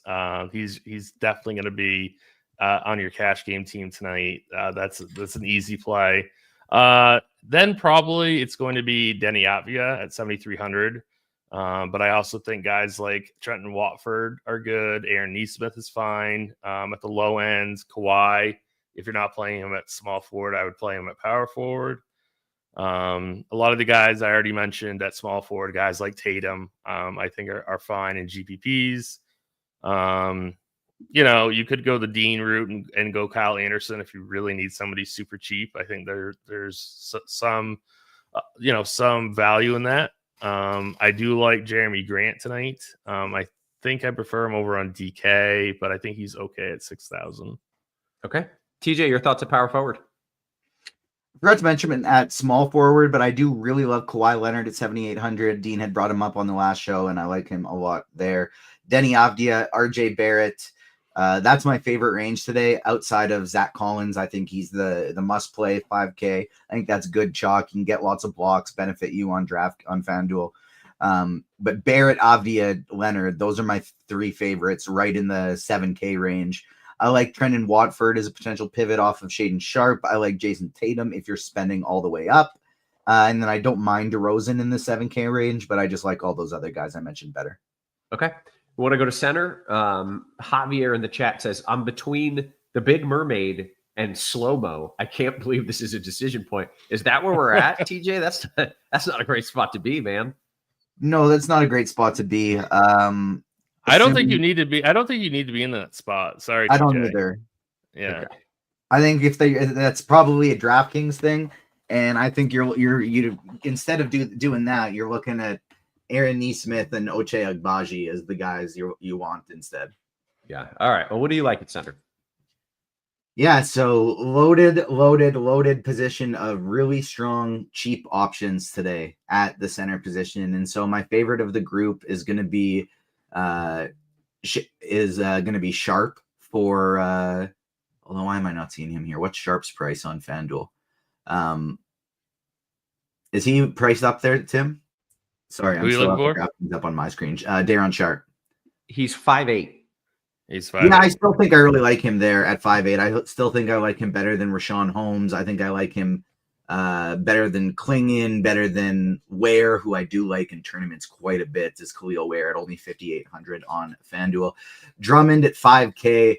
He's not projecting for as much ownership over there, so I do like the idea of getting to a little bit of Andre Drummond in tournaments. Sharp is going to be my favorites, like I said, but if you're spending up, I like Zubats at 8-1.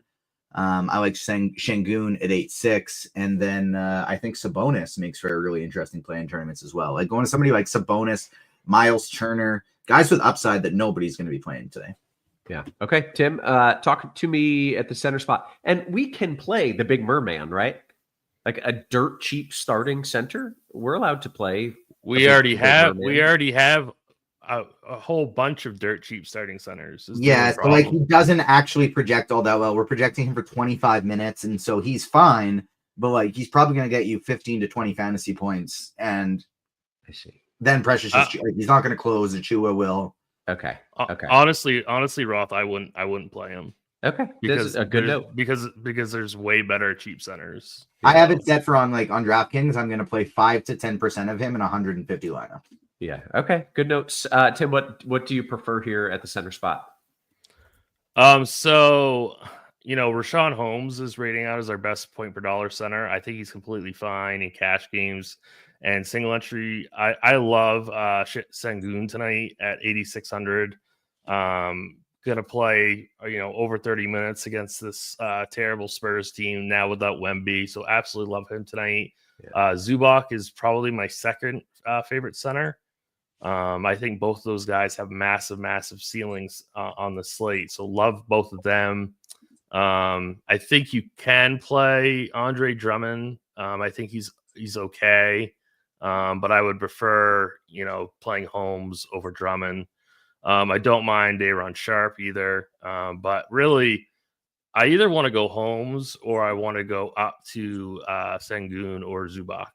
Yeah. Okay. Good notes, guys. I want to kick it to DK before we do that. You should know that for a limited time, get your first month of Combo Pro for $79.99. It's all the sports. $15 more than PGA for all the sports. It's only $5 more than NBA Premium, and it's all the sports.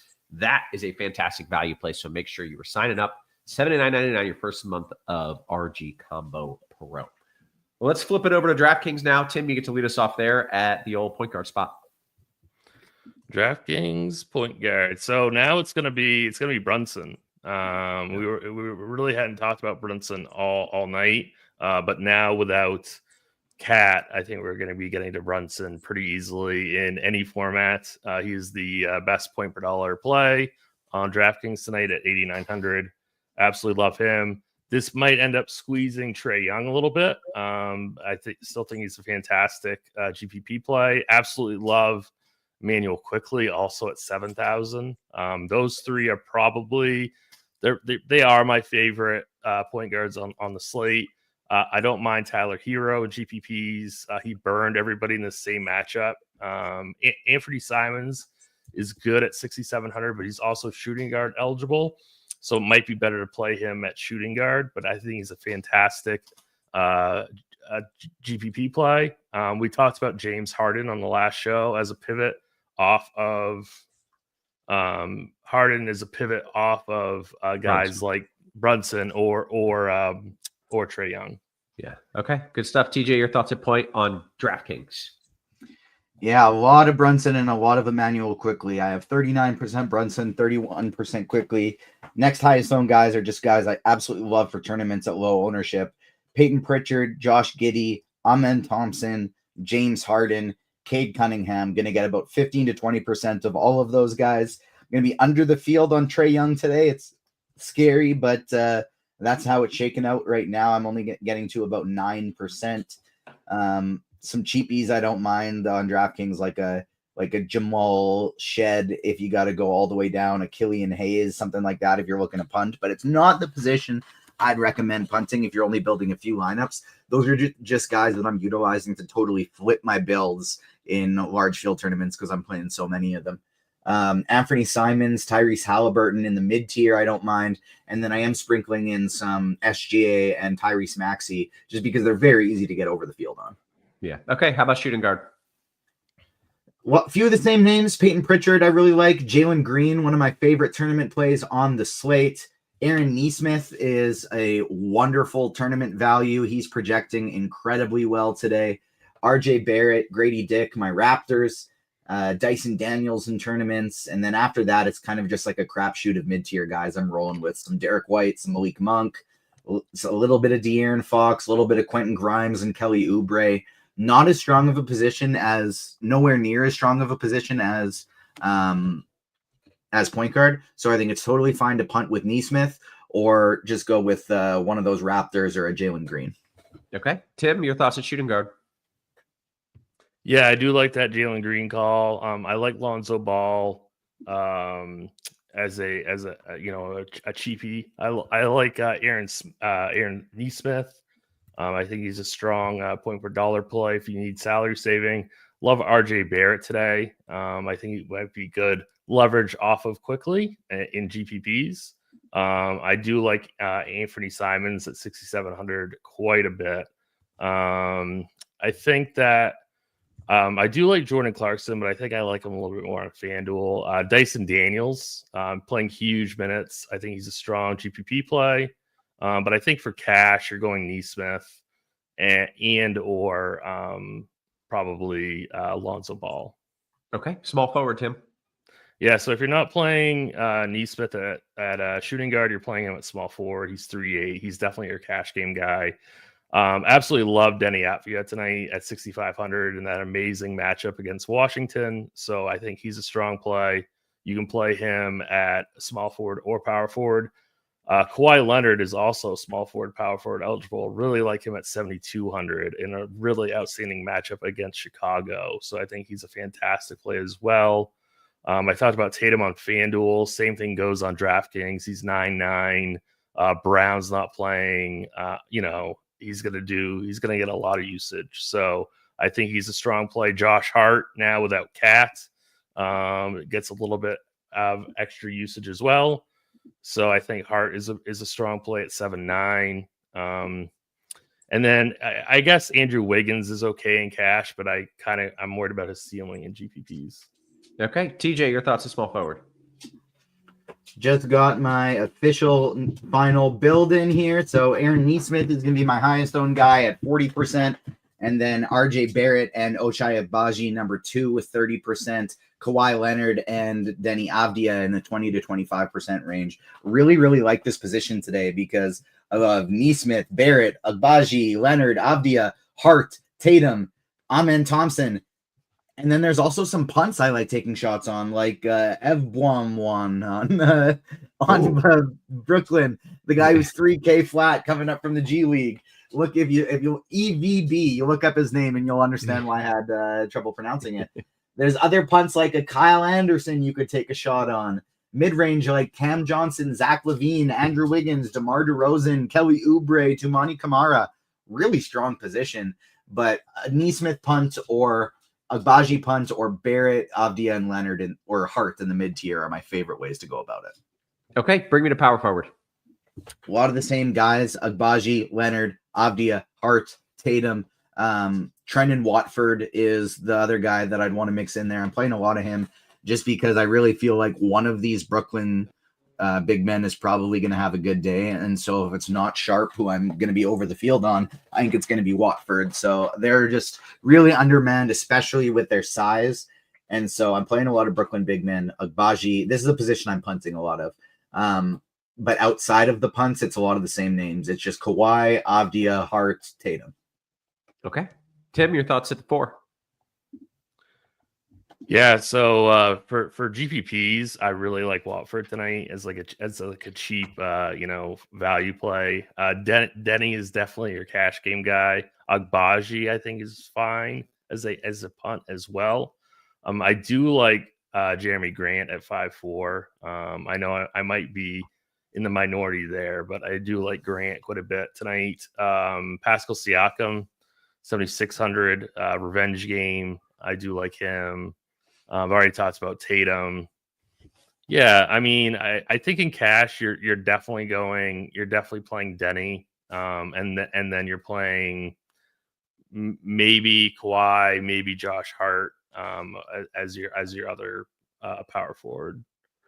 Okay, bring me to center. I already got a question from Naja Boy. Can you play Şengün and Zubac together in a small field single entry? That's actually what I was planning on doing. Ooh, nice. Yeah. Well, I might change now because I'm kind of considering playing Tatum, but that's what I initially wanted to do is fade all of these cheap centers and play kind of like double spend up center because Şengün is my favorite play on the entire slate. Right. So I'm definitely playing him. But in cash games, you're probably double punting at center, which I think is super boring, and I don't know if it has much ceiling. Looks like a Collins and a Sharp, a Collins, a Drummond, a Holmes. All 4 of those guys, I think are okay. But they're I guess Sharp might have a decent ceiling. I really worry about Drummond's ceiling. One, I'm not crazy about Holmes either. So I guess if you wanted to go like Sharp Collins, I guess that's okay. But I'm going Şengün in single entry. But in cash, you're probably going Sharp Collins. Yeah. All right. But in GPPs, you want the ceiling. I do. Yeah. Yep. Okay. All makes sense to me. TJ, your favorites at the center spot here? Sharp, I'm getting to about 50% of. I'm doing the opposite approach in tournaments, is I'm just going to be doubling the field on him. Zach Collins, 30%. And then my next guys are the spend ups. Zubac, Şengün, 20% of each of them. Getting a little bit of Drummond and Rashawn Holmes, a little bit of Hukporti, but Miles Turner, Domantas Sabonis, Walker Kessler, and Onyeka Okongwu, all guys I like in the mid range. Ken says, any Klingon? Nope. Okay. I kind of liked him earlier, but there's just, if you're gonna go that route at center, I'd rather you just go with like Sharper Collins. Yeah. Okay. Guess what, guys? We've got 8-9 minutes here. We got time to take some QQs. We're gonna start in the Discord. It's where the cool kids hang out, and we've got a bunch of questions already. If you're watching this on YouTube, hit us with a thumbs up. Not for me, not for TJ, though he's been great, but for Tim, who's doing back-to-back duty to keep this show from going off the rails. Hit that thumbs up for us. And let's see what we've got in the Discord. DK Cash, Tim, Naismith or Girthy Grady? Naismith. Okay. FanDuel GPP, Tim, I'll come right back to you here. Jabari Smith over a chalky Zach Collins at power forward? Oh, I don't like that. I would stick with Collins on FanDuel. All right. Let's see. Greater risk to tank a DK Cash lineup. TJ, I'm going to bring you in on this one. Trae Young or Tyler Hero? Greater risk to tank a DFS Cash lineup. Tyler Hero. Okay. Bazinga says, TJ, DK small field single entry, Abdia Giddy or Watford and Trae? Abdia Giddy.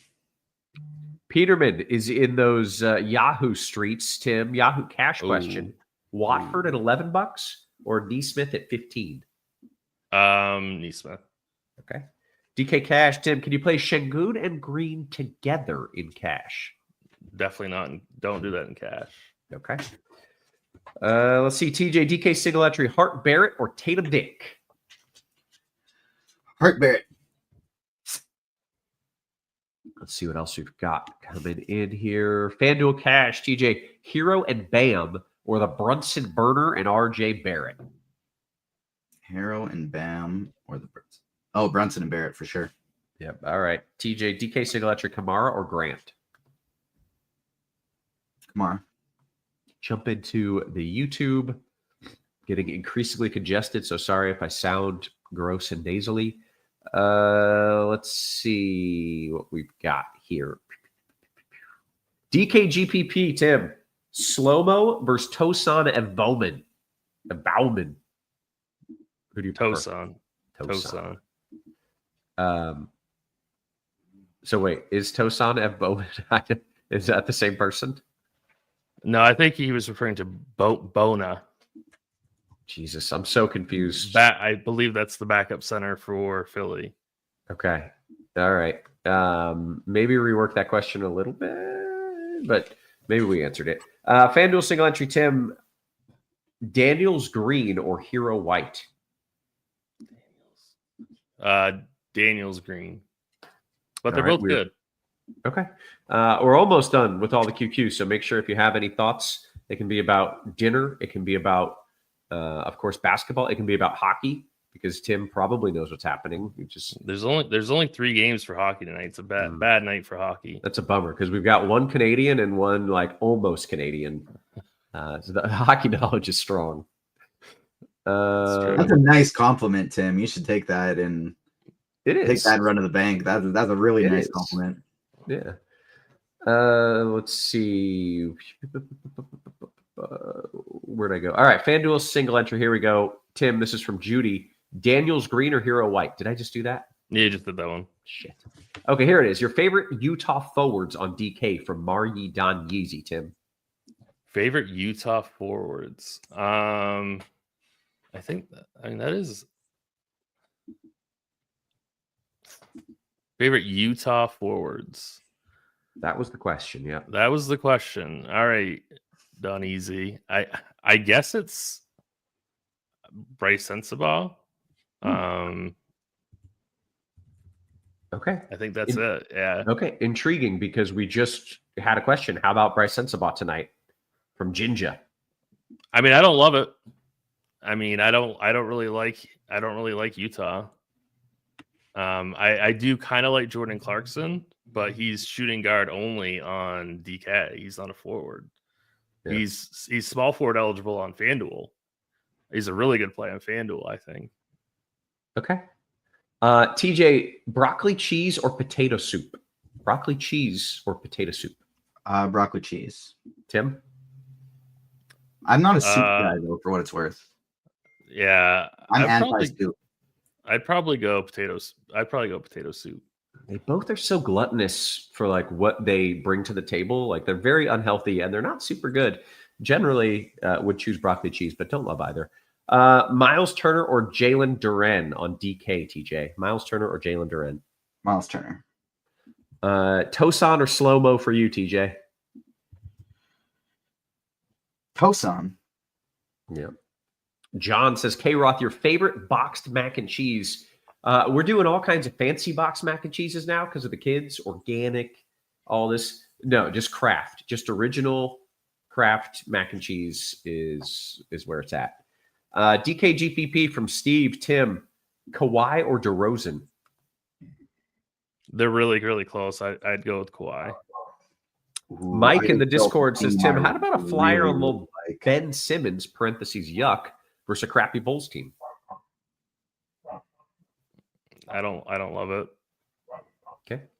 TJ Chinatown says, there's not any outstanding news that could flip the slate in the 2 late games, is there?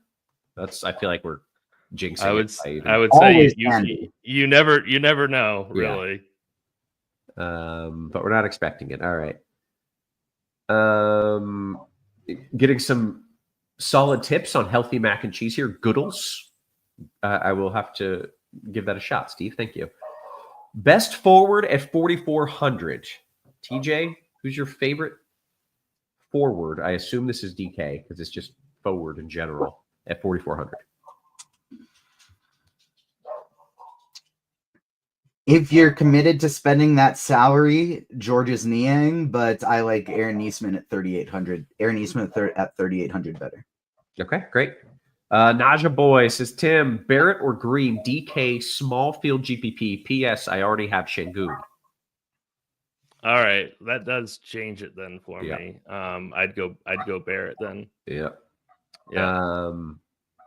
Who are the Rockets playing? Spurs. Is there any run back on the Spurs that we're interested in? Fox works. Paul works, but you don't. No one. I don't think you need one though. Yeah. No. I keep expecting Fox to like dominate because he's the dude now with Wemby out, and he's been letting me down. He just hasn't shot well. Like his last couple of games, 6 for 21, 3 for 16. He still has a 33 and 29% usage rate in those games. He just hasn't shot the ball well. Okay. All right. So that's good to know. I can keep going to the well there a little bit longer.